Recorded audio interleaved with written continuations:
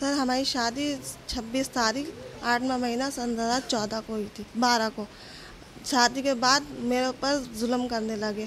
मैंने कहा भी किस बात पे जुल्म, तो तुम्हारी माँ ने हमें दहेज नहीं दिया। मेरी माँ ने फिर भी इतना झाड़ मुझे मारा तोड़ी करते हैं, मेरी माँ ने दहेज भी दे दिया। दहेज देने के बाद उन्होंने फिर ये बात रखी कि तुम्हारी माँ ने हमें चीज़ नहीं दी, हमें सोने की अंगूठी चाहिए, चैन चाहिए और गाड़ी चाहिए। मेरी माँ ने कहा मैं गरीब हूँ, मैं ये सब कुछ नहीं दे सकती। फिर भी उन्होंने मारा तोड़ी करी, सब कुछ करा।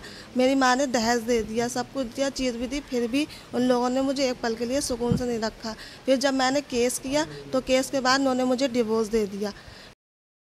फिर जब हमारा केस चलता रहा तो फिर उन्होंने निपटारे की बात करी। हमसे ये कहा कि हम अब हंसी हंसी खुशी अब बच्चों को रखेंगे, बीवी को रखेंगे। उन्होंने केस ख़त्म करवा दिया। केस ख़त्म करवा के मेरा हलाला करवाया उन्होंने दूसरे आदमी के साथ।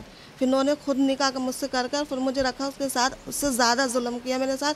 उन्होंने मुझसे ये कहा कि हमें तो केस ख़त्म करवाना था, इसलिए हमने आपको रखा था। इसकी शादी हुई थी 2012 में। इसके पति ने लगातार इसको प्रताड़ित किया। इसका तलाक हो गया। तलाक होने के बाद मुकदमा कानून में गया।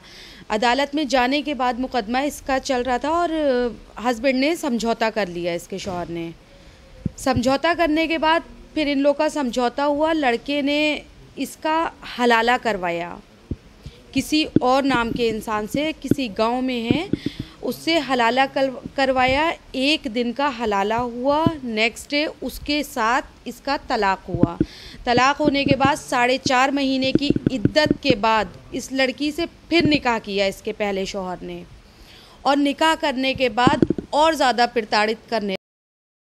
तो ये लड़की, इसका एक बच्चा भी है तारा बी का, और लगातार इस तरीके की पीड़ा झेल रही है।